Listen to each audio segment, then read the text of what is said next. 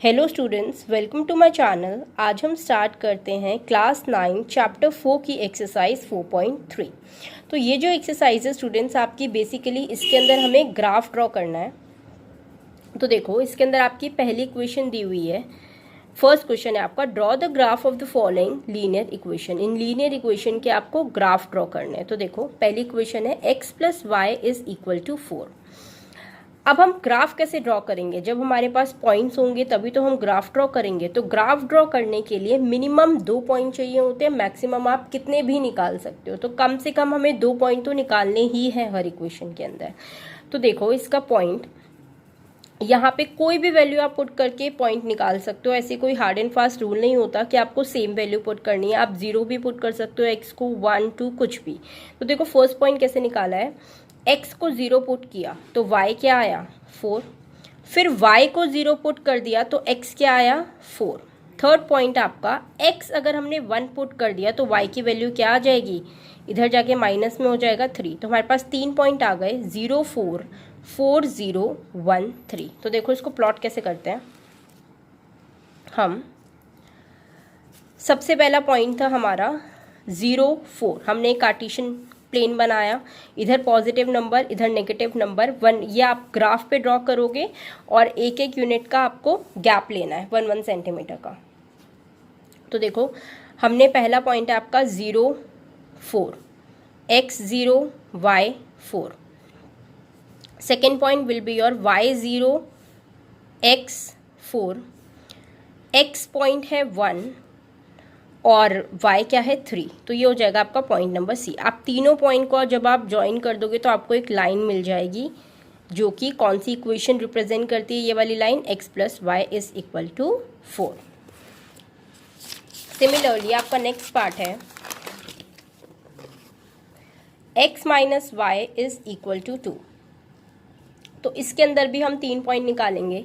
अगर आप y को पुट करते हो 0 तो x क्या आ जाएगा आपका 2। अगर आप x को 0 पुट करते हो तो y क्या आएगा -2। अगर आप y को 1 पुट कर देते हो तो x क्या आएगा आपका 1, इधर जाके प्लस का बन गया, x आ गया 3। मैंने आपको पहले भी बोला है कि कोई लिमिटेशंस नहीं होती, आप कोई भी वैल्यू पुट कर सकते हो किसी में भी, इट डिपेंड्स ऑन यू। लेकिन मिनिमम ग्राफ ड्रॉ करने के लिए आपको 2 पॉइंट चाहिए, मैक्सिमम आप कितने भी निकाल सकते हो। हमने यहाँ पे 3 निकाले हैं। तो देखो जब हम ड्रॉ करेंगे 0 - 2, 0 - 2, this will be your point number A। 2 0, point 2 बन जाएगा, B बन जाएगा आपका 2 0 और C है आपका 3 1, सी पॉइंट। जब आप तीनों पॉइंट को ज्वाइन कर दोगे आपको एक लाइन मिल जाएगी और वो लाइन कौन सी इक्वेशन को रिप्रेजेंट करती है, x - y = 2। इसका मतलब क्या होता है, जितने भी पॉइंट लाई कर रहे हैं इस लाइन पे वो सारे के सारे इस इक्वेशन को सेटिस्फाई करेंगे। ठीक है, चाहे आप रख कर भी देख लो। देखो अगर आप x को 2 रखते हो, y को 0, तो इक्वेशन 2 ही आएगा आंसर। 3 1 रख लो, अगर आप इसको 3 रखते हो x को और 1 रखते हो y को तो भी 2 ही मिलेगा आपको। अगर आप 0 और -2 रखते हो तो भी आंसर आपका 2 आएगा। इट मीन्स जितने भी पॉइंट आपके इस इक्वेशन पे लाई करेंगे वो पूरी इस लाइन पे सेटिस्फाई होंगे, मतलब पूरी इस लाइन पे लाई करेंगे। जितने भी पॉइंट्स इक्वेशन को सेटिस्फाई करेंगे वो सारे इस लाइन पे लाई करेंगे। तो देखो थर्ड पॉइंट, y = 3x। आप x को 0 रखो तो y की वैल्यू क्या आई 0। x को 1 रखा हमने तो y की वैल्यू आई 3। और अगर x को -1 रखा तो y की वैल्यू आई -3। ये आपके 3 पॉइंट्स बन गए।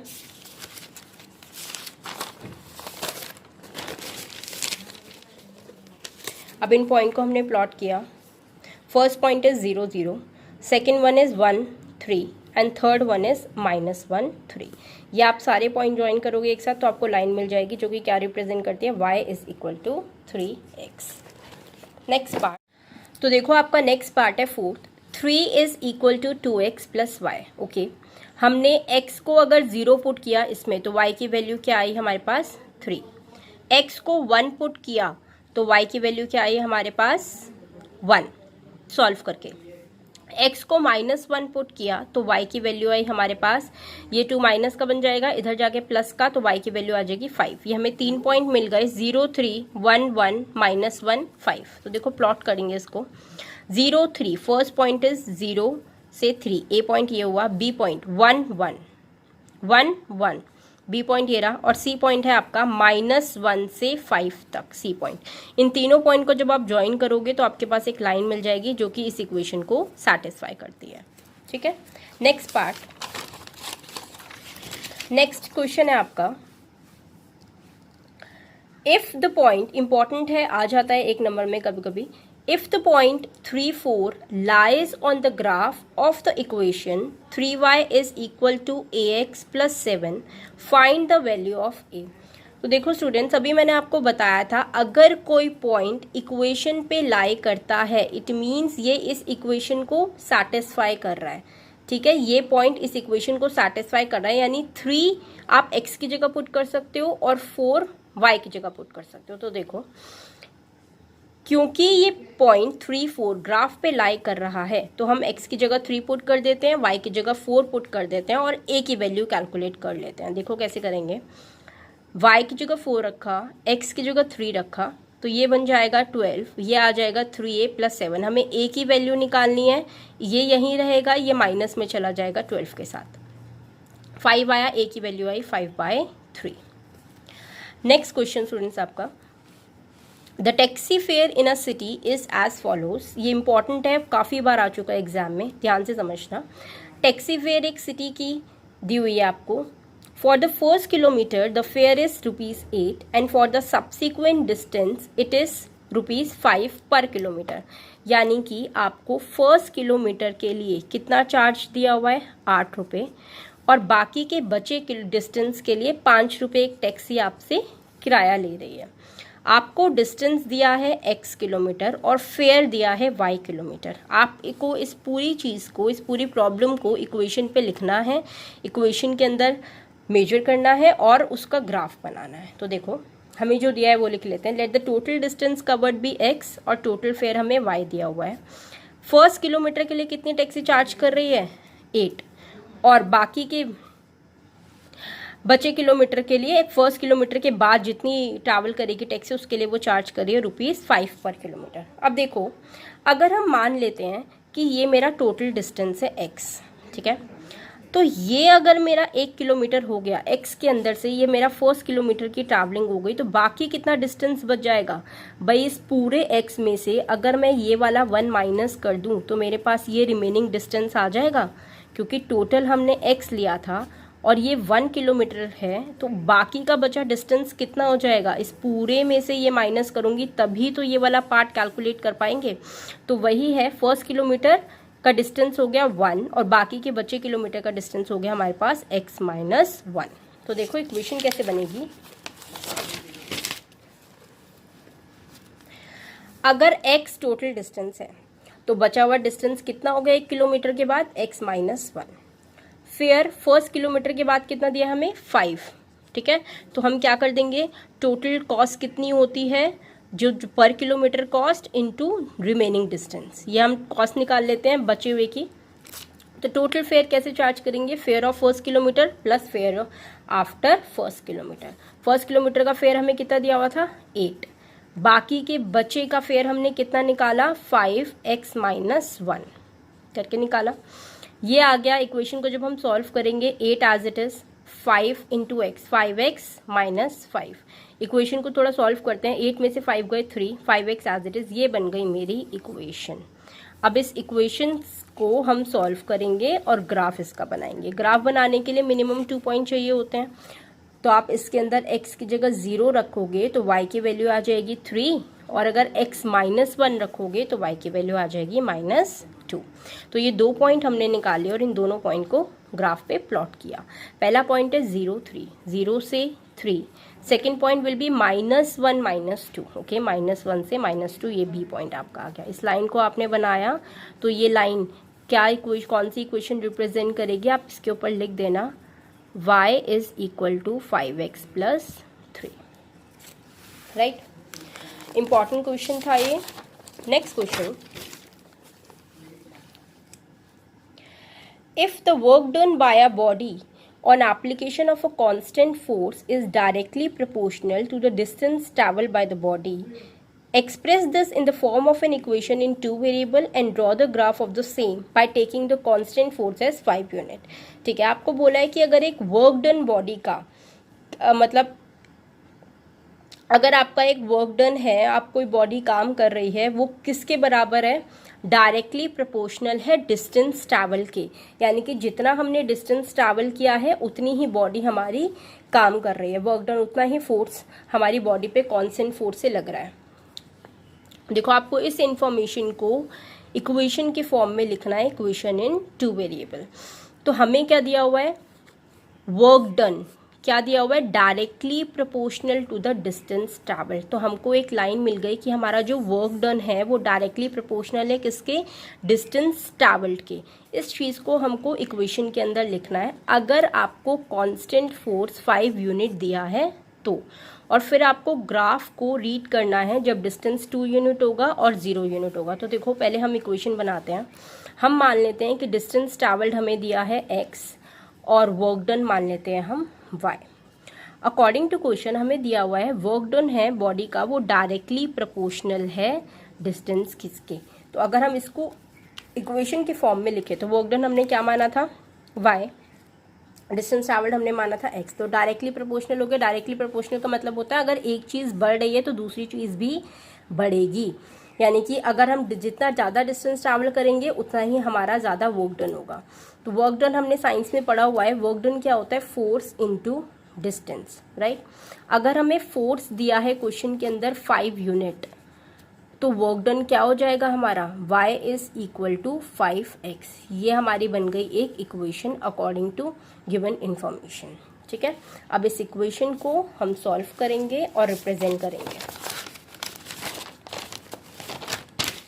तो देखो, सॉल्व करने पे 3 पॉइंट निकाल दिए मैंने। अगर हम x को 0 रखते हैं तो y भी 0 आता है, x 1 तो y 5, x को अगर हम -1 रखेंगे तो y क्या आएगा, -5। ये 3 पॉइंट हमें मिल गए। इन तीनों पॉइंट को हमने ग्राफ पे प्लॉट किया। पहला पॉइंट है 0 0, second is 1 5, third one is -1 -5। इन तीनों पॉइंट्स को आप ज्वाइन करोगे तो आपको ये क्वेश्चन मिल जाएगी। अच्छा, हमें क्वेश्चन में और भी पूछा था कि अगर हम डिस्टेंस, बॉडी अगर डिस्टेंस ट्रैवल करेगी 2 यूनिट का तो वर्क डन फिर कितना होगा। इक्वेशन हमारे पास ये थी, हमें क्या दे दिया, डिस्टेंस दे दिया। कितना दिया है, 2 यूनिट। हमें वर्क डन कैलकुलेट करना है। तो देखो, डिस्टेंस ट्रैवल्ड हमने क्या माना था, x की जगह हम इक्वेशन में अगर 2 पुट कर दें तो वर्क डन क्या आ जाएगा, 10 यूनिट। सिमिलरली इसका सेकेंड पार्ट था जब डिस्टेंस ट्रैवल बॉडी का होगा 0 यूनिट, यानी कि अगर हम इस इक्वेशन में x को 0 पुट कर दें तो y क्या आ जाएगा, 0। यानी कि जब डिस्टेंस 0 होगा तो वर्क डन भी 0 होगा। नेक्स्ट क्वेश्चन आपका, Yamini and Fatima, 2 student of class 9th of a class of a school, together contribute ₹100 towards the prime minister relief fund. ठीक है, यामिनी और फातिमा 2 स्टूडेंट हैं, दोनों ने मिलकर प्राइम मिनिस्टर रिलीफ फंड में ₹100 दिए हैं अर्थक्वेक विक्टिम्स की मदद करने के लिए। आपको इस चीज़ को इक्वेशन में लिखना है, रिप्रेजेंट करना है और फिर इसका ग्राफ बनाना है। ओके, तो हम मान लेते हैं यामिनी की कंट्रीब्यूशन को x और फातिमा की कंट्रीब्यूशन को y। अब अकॉर्डिंग टू क्वेश्चन दोनों ने मिलके कितना दिया है, ₹100। तो इक्वेशन क्या बन जाएगी, x + y is equal to 100। इस इक्वेशन को सॉल्व करते हैं, 2 पॉइंट निकालने होते हैं हमें मिनिमम। तो जब हम x को 0 रखेंगे तो y क्या आ जाएगा, 10। और जब हम y को 0 रखते हैं तो x क्या आ जाएगा, सॉरी, x को 0 रखेंगे तो y 100 आएगा और y को 0 रखेंगे तो x 100 आएगा। ये हमें 2 पॉइंट्स मिल गए स्टूडेंट्स। तो अब दोनों पॉइंट को हम ग्राफ पे प्लॉट करते हैं। क्योंकि 100 तक 10 का था 0 से, तो हमने क्या ले लिया, गैप।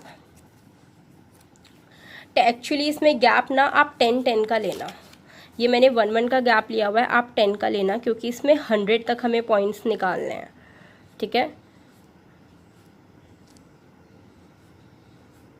तो ये 100 का पॉइंट हो गया। पहला पॉइंट है 0 से 100 और दूसरा पॉइंट था आपका 100 पे 0। करेक्ट कर लेना आप इसको।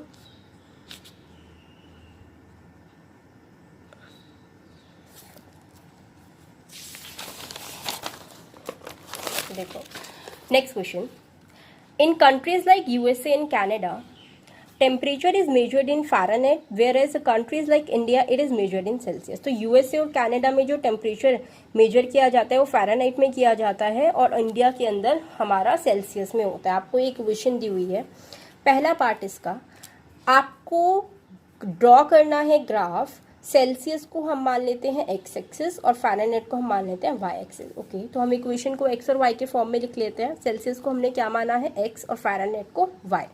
ये हमारी इक्वेशन आ गई। इक्वेशन के लिए 2 पॉइंट चाहिए। तो पहला पॉइंट, अगर x 0 होगा तो y क्या आ जाएगा हमारा 32। अगर x हम -15 रख दें, देखो स्टूडेंट्स ऐसी वैल्यू आप रखो जो इजीली आप लोकेट कर पाओ ग्राफ के ऊपर। वैसे तो आप कोई भी वैल्यू रख सकते हो, लेकिन इजी कब बनेगा ग्राफ बनाना, जब आप वैल्यू ऐसी रखोगे जो आप लोकेट कर पाओ और जो कट हो जाए। तो देखो नीचे 5 दिया है, अगर आप x को 5 की टेबल वाली डिजिट्स में रखोगे तो आप इजीली उसको बना सकते हो। तो इसीलिए यहाँ पे मैंने माइनस का 15 लिया है। तो जब आप माइनस का 15 लोगे तो ये 3 जा कट जाएगा। जब आप वैल्यू सॉल्व करोगे इस इक्वेशन को तो आपकी y की वैल्यू आएगी 5। तो देखो इसको प्लॉट करते हैं। 0 से 32, 10 का गैप लिया है। 0 से 32 फर्स्ट पॉइंट हो गया आपका A। नेक्स्ट है -15 से 5, -15 यहाँ पे, 5 यहाँ पे, -15 से 5, A भी 2 पॉइंट आ गया। आप ड्रॉ दोनों को ज्वाइन करोगे तो आपको इक्वेशन मिल जाएगी। नेक्स्ट क्वेश्चन, नेक्स्ट पार्ट इसका बी पार्ट इसी क्वेश्चन का, अगर टेम्परेचर 30 डिग्री सेल्सियस होगा तो फ़ारेनहाइट में टेम्परेचर कितना होगा। ठीक है, हमको इक्वेशन दी हुई है। इक्वेशन में सी की जगह हम क्या डाल देंगे, 30 डिग्री सेल्सियस डाला, कट किया, सॉल्व किया तो इक्वेशन आएगी आपकी 86। एफ की वैल्यू आ गई 86। नेक्स्ट पार्ट, अगर टेम्परेचर 95 डिग्री फ़ारेनहाइट है तो सेल्सियस में कितना होगा। ठीक है, फ़ारेनहाइट की जगह 95 लिख दिया, सेल्सियस कैलकुलेट करेंगे, 32 उधर जाके माइनस का हो जाएगा, 63 आया। सी की वैल्यू निकालनी है, 5 इसके साथ मल्टीप्लिकेशन में चला जाएगा और 9 इससे हम जो आंसर आएगा उसको 9 से डिवाइड कर देंगे। तो सी की वैल्यू आ गई हमारी 35 degree Celsius. Next, if the temperature is 0 degree Celsius, what is the temperature of Fahrenheit? And if the temperature is 0 degree Fahrenheit, what is the temperature of Celsius? यानी कि अगर आप सेल्सियस को 0 डिग्री रखोगे तो Fahrenheit में answer क्या आएगा, और अगर आप फ़ारेनहाइट को 0 डिग्री रखोगे तो सेल्सियस में आंसर क्या आएगा। तो देखो पहला पार्ट इसका, सी को हमने 0 रख दिया तो फ़ारेनहाइट में आंसर क्या आया, ये तो 0 हो जाएगा 32। अगर आपने एफ को 0 रखा तो सी की वैल्यू क्या है, ये 32 माइनस में चला जाएगा, 5 इसके साथ मल्टीप्लिकेशन में, 9 डिवाइड में, तो सी की वैल्यू आ जाएगी -17.8 डिग्री। ठीक है, next part, last part, if is there a temperature which is numerically the same in both Fahrenheit and Celsius. क्या कोई ऐसा टेम्परेचर है जो फ़ारेनहाइट और सेल्सियस में सेम हो, अगर है तो निकाल कर दिखाओ। तो देखो ये तभी पॉसिबल हो सकता है स्टूडेंट्स जब फ़ारेनहाइट और सेल्सियस दोनों की वैल्यू बराबर हो, तभी तो टेम्परेचर दोनों का सेम आएगा। तो देखो अगर हम दोनों की वैल्यू बराबर रखते, यानी कि हम एफ को और सी को सेम मान लें, तो इक्वेशन के अंदर अगर हमने सी की जगह भी एफ पुट कर दिया तो एफ की वैल्यू क्या आएगी, देखो ये 9.9/5 उधर जाके माइनस में बन जाएगा, एलसीएम लेंगे हम 5, ये आ जाएगा 5f माइनस 9f, माइनस का 4f, ये 5 इसके साथ मल्टीप्लिकेशन में चला गया। जब हमने f की वैल्यू कैलकुलेट करी तो आई माइनस का 40 डिग्री, यानी कि जब टेम्परेचर माइनस का 40 डिग्री फ़ारेनहाइट में होगा तो सेल्सियस में भी उतना ही होगा। तो therefore temperature is -40 degree both in Fahrenheit and Celsius. I hope you like my video. If you like my video, please like, share and subscribe my channel.